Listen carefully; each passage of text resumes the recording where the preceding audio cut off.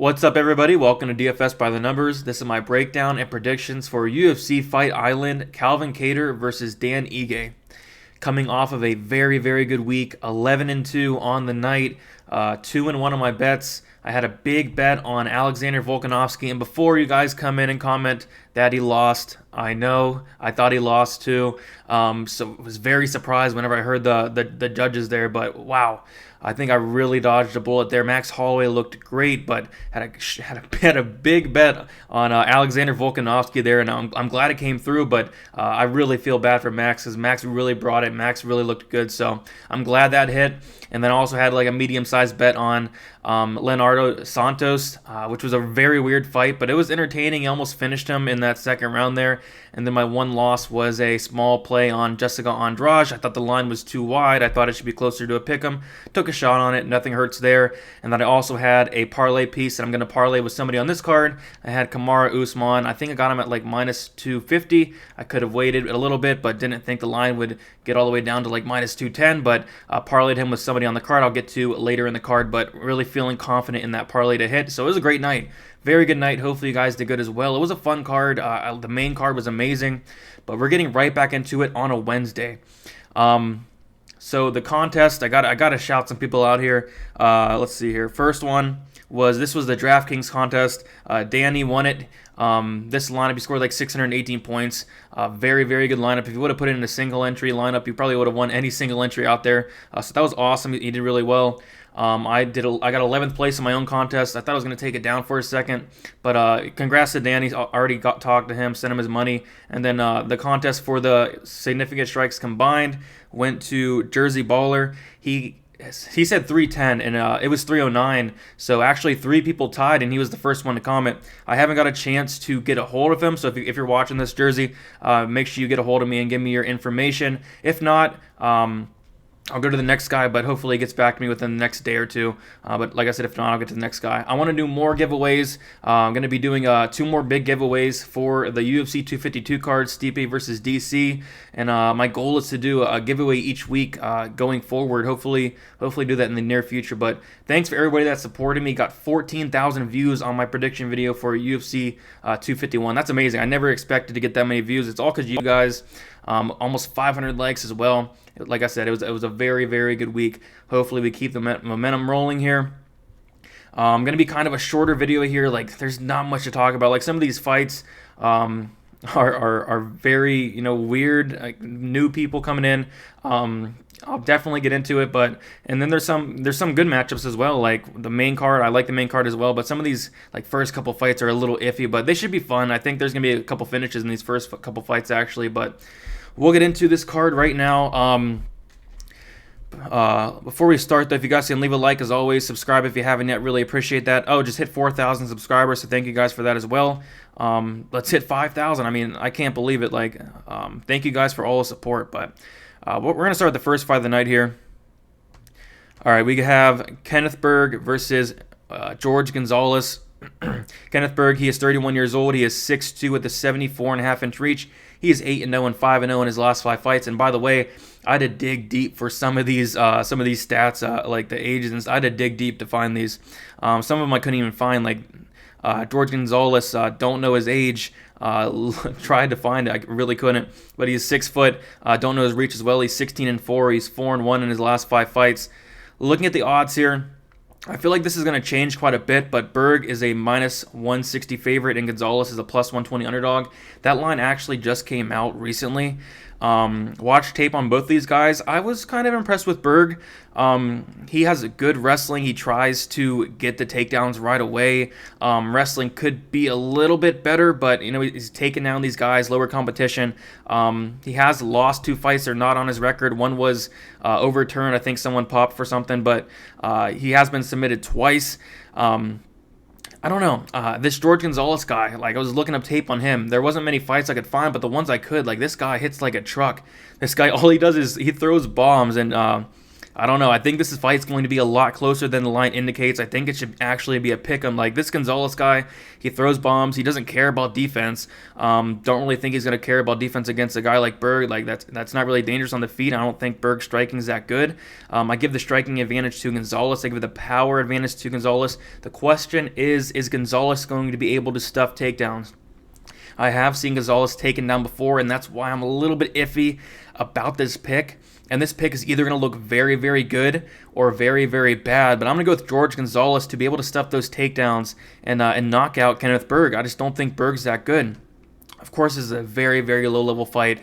It's going to be a fun one. I think it's going to be finished. I don't think either guy has ever went to a decision, which is pretty awesome for the first fight of the night. I think it's going to be a finish here, and I think it's going to be George Gonzalez knocking him out. Like, this dude hits hard. So, George Gonzalez with a knockout. And by the way, I think I've only got 5 or 6 fights wrong in these past 3 cards, so really killing it. Hopefully, I have another good card here. But yeah, that first fight of the night is going to be pretty good, very action-packed. And then we got this fight right here. We have where are we at? We have Jack Shore versus Aaron Phillips. Jack Shore, he is 25 years old. He is 5'8" with a 71-inch reach. He is 12 and I think he's 12-0, and he is 5-0 in his last 5 fights. Aaron Phillips, he is 30 years old. He is 5'9" with a 69-inch reach. He is 12-3 and 5-0 in his last 5 fights.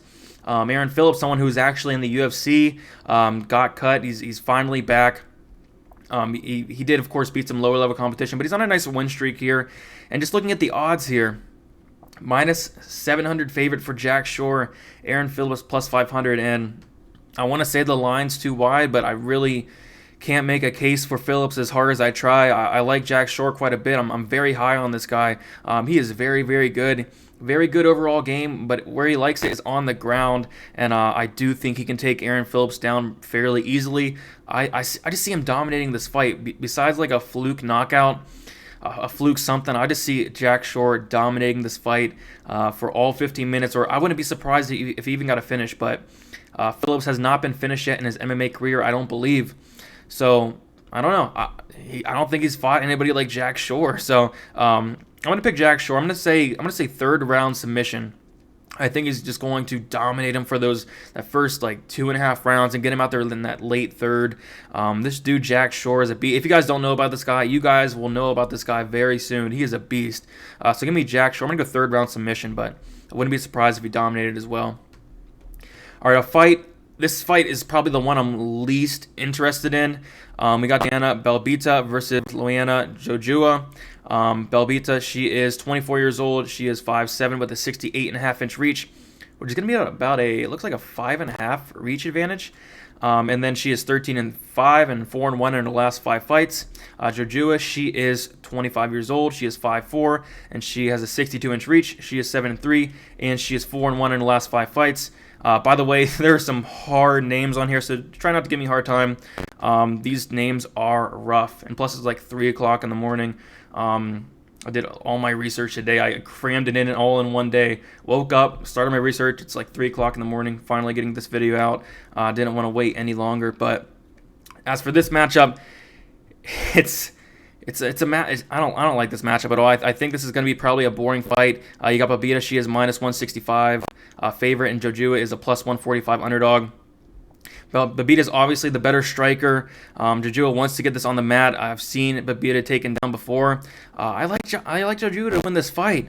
She's very dangerous on the ground. I think she's finished. I want to double check, but I think she's finished 71% of her fights by submission, 85% of her fights overall. She is dangerous on the ground. I think she has a good ground advantage there.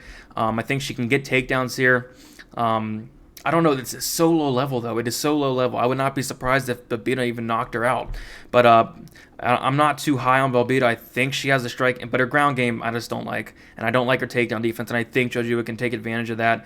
And I'm going to go Jojua by decision, like a really ugly decision or even a submission. But this fight is probably going to be it's got to be the worst fight on the card. Not really interested in it. But give me Jojua. Got to go with the underdog here to win this fight by decision.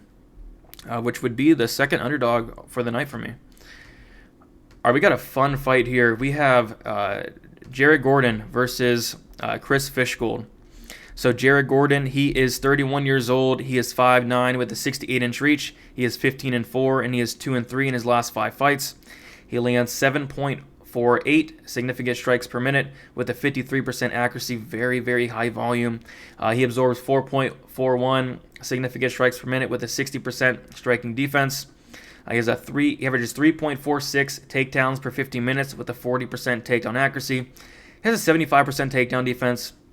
19 fights, he's won by knockout 40% of the time. He's won by submission 13% of the time. Has a 53% finish rate. He's lost by knockout 4 times. Very, very questionable chin. Chris Fishgold is 28 years old. He is 5'8". He has a 68-inch reach. He is 18-3, and he is 3-2 in his last 5 fights. He lands 3.29 significant strikes per minute with a 31% striking accuracy. He absorbs 3.96 significant strikes per minute with a 49% striking defense. He averages 8.7 takedowns per 50 minutes, which is absolutely insane, and he has a 50% takedown accuracy, which is amazing, and then 100% takedown defense. He also averages 2.9 submissions per 50 minutes.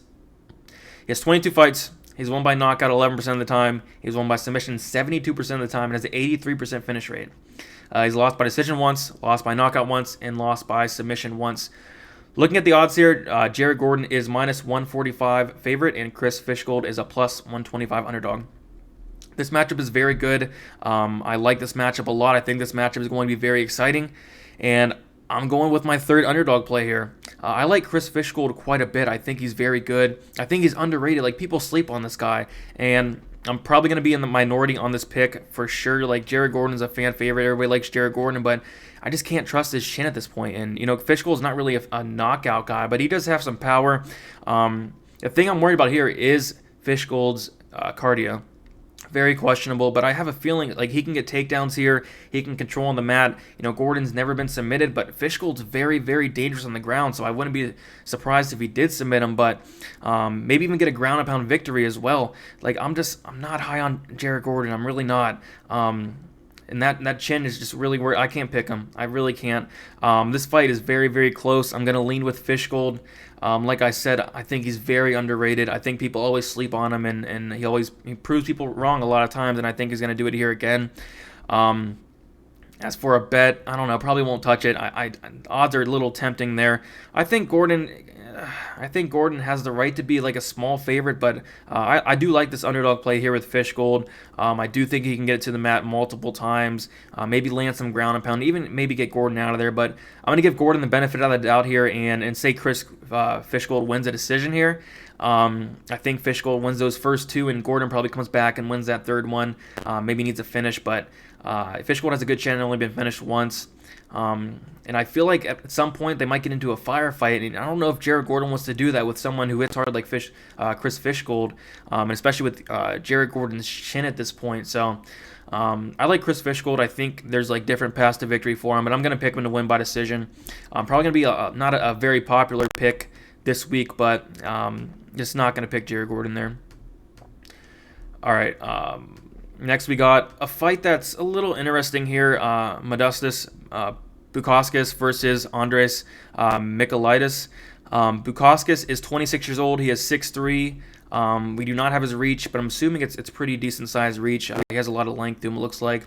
10-2 and 5-0 in his last 5 fights, on a good run there. Mikkelitis, he is 31 years old. He is 6 foot, 75-inch reach, 12-3 and 4-1 in his last 5 fights. This is interesting. Mikkelitis is coming up a weight class. He's coming up short notice, so I really want to see him on the scales, and this is going to be really important. I am doing a live video Tuesday night at 7, so since it is a Wednesday card, going to do it the day before at 7 o'clock Eastern time. So, by the way, we had like 270 people in there at the last live stream last time. New record. Hopefully we keep it growing, but that video is going to be really important because I want to see weigh-ins for a lot of these fights. Like, I want to see George Gonzalez on the scale.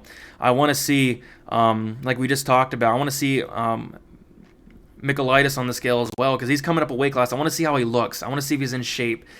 This guy is someone who typically does not have the best gas tank whatsoever.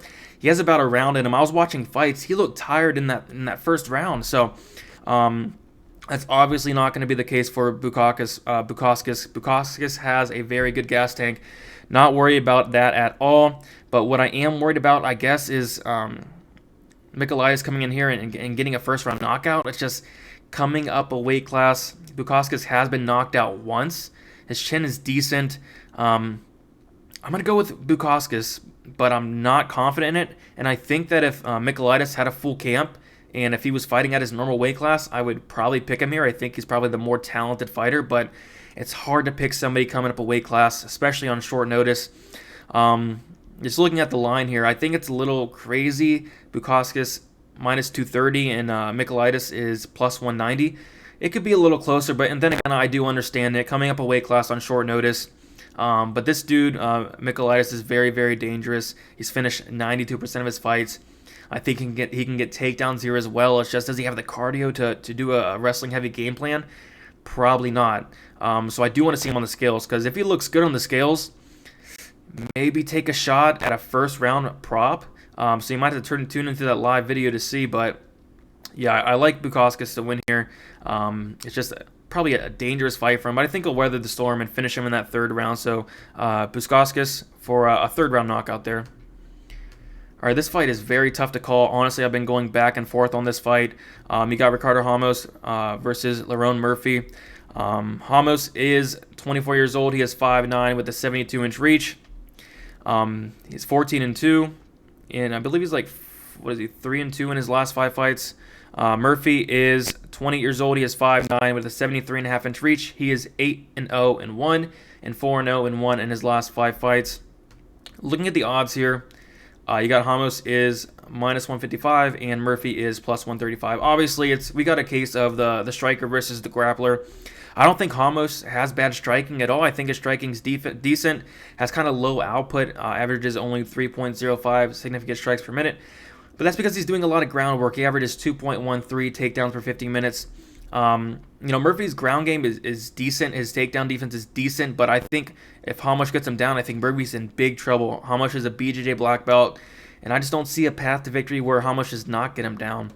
I mean, of course, Murphy can always get a KO, but I'm gonna lean to Ramos getting Murphy down, and I'm gonna say submits him in that first round. I think he's not gonna mess around on the feet for too long with Murphy once he feels the power of Murphy, and I think Murphy is the better striker here. But honestly, it's not probably it's probably closer than people think. Like, how much his striking has improved a lot. I think his striking is pretty good, but Murphy's striking is obviously better. We know that. But Ramos, I think he can get him down. I think Ramos has 5 takedowns in his last 2 fights, and we saw him get a submission last time out. I like Murphy quite a bit, but I'm going to go with Ramos here to get a first round submission. This is a close fight because honestly, you could see it going either way. We're going to know real quick if Murphy can win this fight, if he stuffs those takedowns. We'll know real fast, but give me Ramos by submission in that first round. All right, this fight should actually be a fun fight. Like, Phillips fights are usually really fun, win or loss. But Khamzat Chimaev versus John Phillips. You got Chimaev. He's 25 years old. He is 6'1". We do not know his reach. He is 6-0 and 5-0 in his last 5 fights. John Phillips, he is 35 years old. He is 5'11", 75-inch reach, 22-9 and 2-3 in his last 5 fights. We got to check the line here. Chimaev, he is minus 335, which is pretty wide for a guy that's making his UFC debut against John Phillips. Plus 275 for John Phillips there. Honestly, wasn't expecting that, but I was watching tape on this Chimaev guy, and he is the real deal. I mean, I was watching tape. He was picking up guys, slamming him. I saw him pick up somebody from one side of the cage, run him over to the other side of the cage for some reason, and slam him like he ran. This guy is insane. He's very good. He has great ground game. He has power on the feet as well. But the problem is John Phillips has power as well, insane power. John Phillips is a finisher. But John Phillips has a 100% finish rate. But he has lost by submission 4 times, and I do think that's probably going to be 5 times here with Chimaev. Of course, Phillips has that knockout puncher's chance there, but if Chimaev fights smart, comes out here, takes him down right away, I think he'll have no problem whatsoever taking him down. No problem. And once he gets on the ground, it's going to be over. I'll tell you guys right now. If he gets this on the ground, it's going to be over shortly after. Phillips' ground game is not good. It's really been a detriment to his career, that ground game. He's 35 years old. I don't see him improving anything at this point in his career. And like I said, Chimaev, this guy's legit. He's legit. very good, and I do expect him to get a win here. He's a big favorite for a reason. I don't know if I'd feel comfortable in a parlay. I usually don't like parlaying guys against somebody as dangerous as someone like Phillips, because Phillips obviously is dangerous. We saw his last fight. But yeah, Chimaev should roll here. I'm going to say first round submission. Wouldn't even be surprised if we got like a first round ground and pound as well. But something in the first round for sure for Chimaev here. But yeah, I like that pick a lot. But yeah, Phillips, I just don't see him winning unless it's like a fluke knockout. But yeah, give me Chimaev. By first round, I'm going to go first round submission there. Another fight that's going to be good. Like, there are some sleeper fights on here. There are some really good fights on here.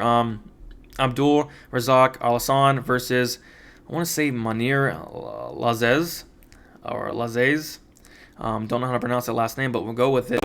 But Alhassan, he is 34 years old. He is 5'10" with a 72-inch reach. He is 10-1. He is 4-1 in his last 5 fights. Lazez, he is, don't know his age. I tried to find it, couldn't find it. He's 6'2", don't know his reach. He is 9-1. He is 4-1 in his last 5 fights. Doing tape on this Lazez guy, he's not bad. He's not bad. He hits hard, but he does get hit way too much, and that is just a recipe for disaster against Alhassan. If you guys haven't watched any Alhassan fights, go watch those fights. Like, this guy hits like a truck. Just want to point out some stats. Like, he averages 3.64 knockdowns per 15 minutes. I don't think I've seen it amount that high. Trying to think, that's insanely high. He averages 4.45 significant strikes per minute, which is a lot for how hard this dude throws. This dude's a finisher, has finished 100% of his fights by knockout. This Lazez guy, he's lost by decision once. He's never been knocked out, but I think that's going to change here. Like, Alhassan, he's coming off a little bit of a layoff. He's 34 years old, but that power is still going to be there. We know that. And Lazez gets hit way too much for my liking. So, pretty easy pick here, Alhassan. I think it could be parlayable if you're doing, a couple fighters in a parlay. Minus 335. Would like it to be a little closer because Lazez is dangerous, but you got to go with Alhassan here. And I like him a lot to win. I'm excited to see him back. This guy is very exciting. He hits like a truck, and hopefully he gets a first-round finish, and that's what I'm predicting here. First-round knockout for Alhassan here. All right, we are almost through. We have about 4 fights left. This fight, not crazy about it, but, I don't mind Molly McCann. And Molly McCann, she is 30 years old. She is 5'4" with a 62-inch reach, which is going to be a 6-inch reach disadvantage. She is 10-2. And she is 4-1 in her last 5 fights. Santos, she is 27 years old. She is 5'6" with a 68-inch reach. She is 15-1 and 4-1 in her last 5 fights. Okay, this fight, looking at the odds here, Molly McCann is minus 120 and Santos is plus 100. Like, this fight is, I like that line because it is a coin toss here. Like, if McCann can't get this fight to the ground, I think she's going to struggle.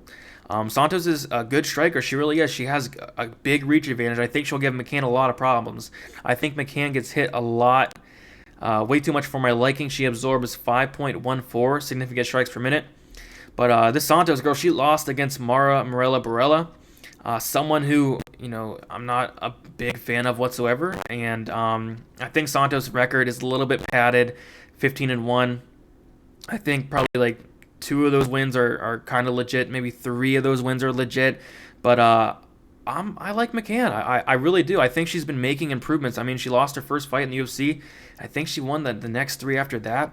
But she does take a lot of damage on the feet, and that's why I think she needs to take it to the ground here. And I do think Santos can be taken down, and that's why I am going with McCann. Just don't see, unless Santos has improved things, because she is a young fighter, unless she has improved that takedown defense. I just see McCann getting her down, and once McCann gets her down, I think she can land some ground and pound, maybe some lay and pray. McCann's feisty. I mean, she'll try to finish the fight, and I just don't know if Santos is going to be able to handle that. So I'm going to go with McCann here to get the fight on the ground, win a decision. McCann's not really a knockout threat. She has finished 44% of her fights, which isn't bad. Santos has lost by decision once, so I'm going to go McCann here. Honestly, don't mind that minus 120 because I do think she can get this to the ground. But if she doesn't, she's going to have a hard time, but I just feel like she will. So give me Molly McCann by decision there. All right, this fight should be fun. You got Jamya Rivera. He is coming off of, like a year layoff? The last fight against Peter Yan. Lost that. No shame in that at all. We just saw what Peter Yan did. Jimmy Rivera, he's 31 years old, getting up there in age. Of course, Stamann's 30, so only like age difference there. Rivera is 5'4", he's 68.5-inch reach. He is 22-4 and 2-3 in his last 5 fights. Cody Stamann, 30 years old, 5'6", 64.5-inch reach, 19-2 and 1, and 3-1 and 1 in his last 5 fights. The one draw being with Song Yadong, a fight I actually thought Stamann won. Very, very close fight though. So Rivera, he lands 4.1 significant strikes per minute with a 40% striking accuracy. Rivera absorbs 3.88 significant strikes per minute with a 61% striking defense. Averages 0.7 takedowns per 15 minutes, which with a 3% takedown accuracy is not going to be taken down Cody Stamann here. And he does have a 95% takedown defense. 95. He's only been taken down once, which is very important to note here against a guy like Cody Stamann, who's a wrestler, but we'll get into that in a second. But Rivera has 26 fights. He's won 18% by knockout, 9% by submission, and 27% overall. He is not a finisher. He's lost by decision 3 times, lost by knockout once, I believe. As for Cody Stamann, he's 30 years old, 5'6", 64.5-inch reach. He's going to be at about a 4-inch reach disadvantage. Like I said, 19-2, we already went through all that. 4.51 significant strikes per minute with a 49% accuracy there. Absorbs 3.17 significant strikes per minute with a 65% striking defense. He averages 3.34 takedowns per 50 minutes with a 48% takedown accuracy. Very good wrestler. And then he has 84% takedown defense. 22 fights, 33% by knockout, 11% by submission, 44% finish rate for Cody Stamann. He has lost by decision once and lost by submission once. Looking at the odds here, Rivera is a -135 favorite and Stamann is a +115 underdog. So this might be a fight I'm going to make a bet on, and I'll let you guys know in the live stream on Tuesday night at 7 p.m. Eastern Time. I like Jimmy Rivera here. I really do. I think this is a great stylistic matchup for him. This is probably going to be a very unpopular pick because there's a lot of hype, coming up with Stamann. Yeah, he's winning some fights. A lot of hype, it seems like, with Cody Stamann and Rivera. Like, it seems like people forget about him a little bit. I think he's lost his last 2 fights, but against good competition. I like Rivera. I think he's the better striker here. I think he's the faster fighter. I think he can land more on the feet. Stamann, he's going to need to probably get this to the ground. I don't see him winning a striking match here.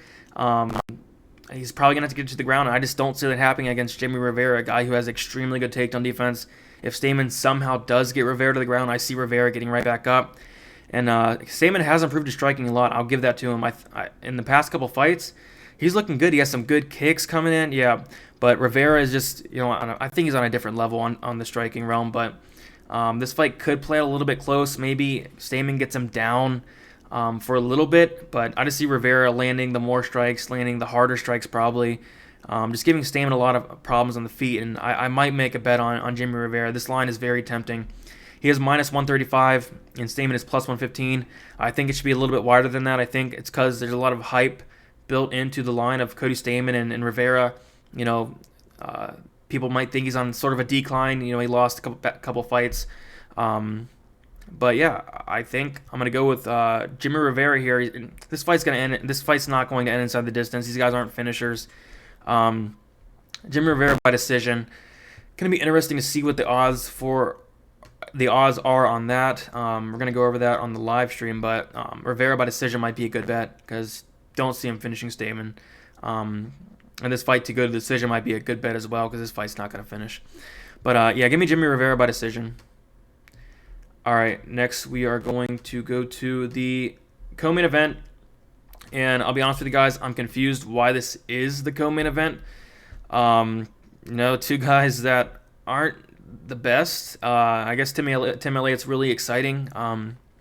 Benoit, kind of an exciting fighter as well. So I guess it's going to be fun, but I just don't think either guy is very good to be a co-main event, especially on a card with some good fights. I think I'd rather have it be like Jimmy Rivera Stamann would be a co-main event. Jared Gordon, Chris Fish, that'd be a good co-main event as well. But this fight's weird. Tim Elliott, he is 33 years old. He is 5'7" with a 67-inch reach. He is 15-11, 1-4 in his last 5 fights.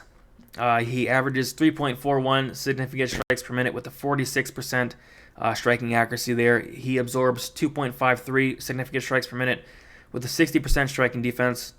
He averages 4.31 takedowns per 15 minutes with a 55% takedown accuracy. Very, very good wrestler. 58% takedown defense, averages 1.18 submissions per 15 minutes. 26 fights, 19% won by knockout for Tim Elliott, 38% won by submission, and a 56% finish rate overall. He's lost by decision, I believe, 7 times, and he's lost by submission 4 times. Looking at Ryan Benoit here, he is 30 years old. He is 5'5" with a 68.5-inch reach. Going to have an 1.5 inch reach advantage there. He is 10-6 and 2-3 in his last 5 fights. He averages 2.8 significant strikes per minute, slightly lower than Tim Elliott there with a 40% striking accuracy. Again, slightly lower than Tim Elliott. Absorbs 3.18 significant strikes per minute, slightly more than Tim Elliott with a 60% striking defense. He averages 0.2 takedowns per 50 minutes. He's not going to take down Tim Elliott. That'd be a bad idea for him. 16% takedown accuracy. He has a 64% takedown defense and averages 0.2 submissions per 50 minutes. So he has 80% of his fights won by knockout, 10% submission rate, and 90% overall finish rate. He's lost by decision 4 times. He's lost by submission twice. Looking at the line here, honestly, this kind of surprised me a little bit. Tim Elliott minus 125 and Benoit plus 105. It surprised me because I think it should be wider in Elliott's favor, but honestly, I can understand it. Elliott pulled a huge stunt his last fight. He was looking good. He was getting takedowns, getting reversals, advances. Had him on DraftKings a lot, racking up the DraftKings points, and then he gassed out and got submitted. Luckily, Benoit's not going to submit Elliott here, but I am worried about Elliott's gas tank overall. Benoit's path to victory would be weathering that early storm, and Elliott gassing out, and then Benoit knocking him out late in the fight. Don't really see Benoit winning a decision. I think it'd be pretty tough. Don't see Elliott giving up 2 rounds. But I can see Benoit knocking him out if Elliott gets tired. But I like this matchup a lot for Elliott. And as crazy as it sounds, like obviously I wouldn't bet this fight. You never want to bet a guy like Tim Elliott. But yeah, I like this fight for him. I think he can get takedowns. Probably not submit Benoit, but I think he can get takedowns at will here if he wants. The problem is that gas tank, and that's a big problem. That's why I'm not betting this fight. But I think Elliott's going to probably dominate that first round, probably look very good in that second round, and when it comes to third round, that gas tank, hopefully he did something about it. And the crazy thing is, he fought like a month and a half ago, 2 months ago at the most. So like really, how much could he have done to fix his gas tank? And I don't know if something was wrong that night because we don't usually see Elliott gas out that bad. So maybe something was wrong. I don't know, but hopefully he did something with that gas tank. Because if he did, this is a very winnable fight for Tim Elliott. And Elliott's someone who doesn't win many fights at all. I think he's below 500 in the UFC. He just doesn't win fights. And luckily, he's never lost by knockout. And I want to say, 26 fights? Never lost by knockout. I've seen him hurt before, but never seen him knocked out. And I think that's Benoit's path to victory. So I'm going to go with Elliott here to win. I want to say decision, and maybe he even gets a submission. I don't know. But I do like that Elliott by decision, but I can't bet that. As tempting as the line looks, I can't bet that. And I can see why it's close because you can't trust a guy like Tim Elliott. But this is going to be a fun fight. But I think it's pretty low level for UFC standards. Tim Elliott's someone who just does not win a lot, but I think he gets the job done here. So I'm going to go Elliott by decision. Probably win 2 or 3 rounds there. All right, now we got the main event of the evening, and I'll tell you guys right now, I said earlier in the card, I parlayed Kamaru Usman with somebody on this card, and that somebody is Calvin Kattar. And I like that parlay a lot. I got, I think it was like minus 110, so not plus money, but put a little something on that. Really like that to hit, and I'll tell you why I like that to hit right here. Calvin Kattar, he is 32 years old. He is 5'11", with a 72-inch reach. He is 21-4, and he is 3-2 in his last 5 fights. He averages 5.29 significant strikes per minute with a 41% striking accuracy. He absorbs 6.46 significant strikes per minute with a 55% striking defense. He averages 0.42 takedowns per 15 minutes with a 28% takedown accuracy. He has a 77% takedown defense. 25 fights for Calvin Kattar, 52% won by knockout, 10% by submission with a 62% finish rate. He's lost by decision 3 times. He's lost by submission once. As for Dan Ige, he's 28 years old. He is 5'7" with a 71-inch reach. He is 14-2. He is 5-0 in his last 5 fights. Averages 4.14 significant strikes per minute with a 49% striking accuracy. He absorbs 3.67 significant strikes per minute with a 58% striking defense. He averages 1.75 takedowns per 50 minutes with a 28% takedown accuracy. He has a 61% takedown defense. He has 16 fights. He's won by knockout 23% of the time. He's won by submission 38% of the time. Has a 62% finish rate. He's lost by decision twice. So, Dan Ige, I've been a Dan Ige truther. 5-0 in his last 5 fights. I was on Dan Ige in all of those fights. I know you can make the argument he lost to Edson Barbosa, and honestly, I think he lost to Edson Barbosa as well. I think that was one of the worst decisions of the year, actually. But, you know, he got the win. He got it done. As for this matchup, I don't think it favors Ige too much at all. I think Ige is going to need to get takedowns in this fight, and I think they're going to come harder than some people might think.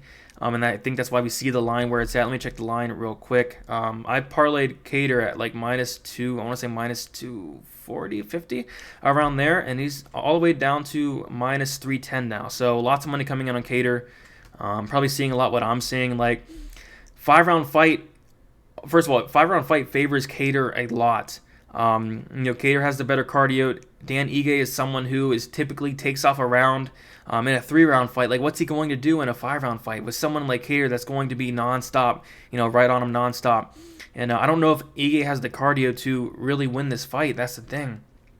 And I like Dan Ige. Dan Ige is one of my favorite fighters. But I just don't like this matchup for him. I think Kattar's obviously better on the feet. And Ige's not bad on the feet. Like we've seen in his past couple fights, Ige has been improving his striking a lot. So we got to give credit to him there. But Kattar's striking is on a different level. I like Kattar a lot. His striking is very, very good. The Boston finisher, we saw it his last fight, that nasty elbow. Wow, that was disgusting. But I see another finish here for the Boston finisher. I see another finish, and probably in the 4th or 5th round.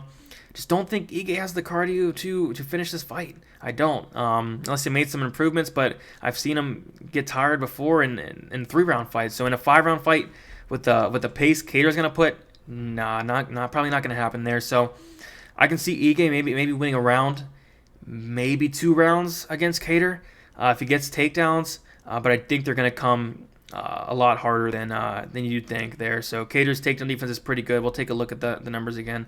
77% takedown defense. If he gets taken down, I have some confidence he'll get back up. So I'm take Kattar here to win in the 4th round. Like I said, I have a parlay on that. Kamaru Usman with Calvin Kattar. I like that parlay a lot. Could have added Jack Shore, left it alone. But yeah, I like that parlay quite a bit. Hopefully it hits. But yeah, that's about it for this video. Make sure you guys give this video a like. Also subscribe if you haven't yet. Would really appreciate that. Just at 4,000 subscribers, like I said, let's get 5,000. Just thank you everybody for the support. Going live on Tuesday evening at 7 p.m. Eastern time. This video is going to be extremely important because I need to see the weigh-ins for at least 1, 2, 3, 4, like 4 or 5 of these fights. I need to see the weigh-ins. I need to see what these guys are looking like. Are they in shape? I need to listen to some interviews, like Martin Day, for example. Like in his interview, he said he hasn't been doing any training. He said he's just been doing some cardio, and he didn't look too sharp. He didn't look too sharp against Davey Grant there. So we can kind of find stuff in those interviews to see if guys have been training. And you can't take too much into account in that stuff, but it's something to look at. And I'll go over all of that and more on Tuesday night. Go over some bets. Like I said, had a very good night on Saturday. Hopefully continue the success. That's 3 really good cards in a row for me. I think 5 total miscalled fights in the last 3 cards. So hopefully we keep it rolling. I think I picked 3 underdogs. I know people like to get on me sometimes because I picked 3 underdogs last fight as well. But yeah. This card's decent. The main card is very good, and I think there's going to be some finishes down low. So hopefully you guys have a good card. You know where to hit me up on Twitter, DFS_numbers. Give me a follow. Let's talk some fights on fight day. And yeah, everybody, good luck, and let's cash some bets.